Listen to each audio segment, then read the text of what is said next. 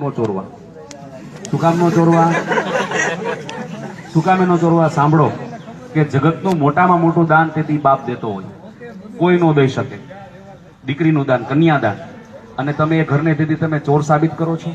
અને એ તમે પૈસા ક્યાં લો છો? પનોતીના.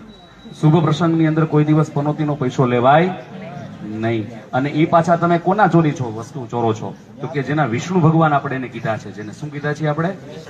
વિષ્ણુ ભગવાન. ભગવાનની વસ્તુ આપણે કોઈ દિવસ ચોરીએ? આ તો પિક્ચરોની અંદર આપણા હિન્દુ ધર્મને તોડવા માટે એક મોટું ષડયંત્ર હાલે છે ને એમાં આપણે ફેશનમાં આપણે જાણતા નથી કે આપણે કેટલું બધું આપણે અનર્થ કરી રહ્યા છીએ.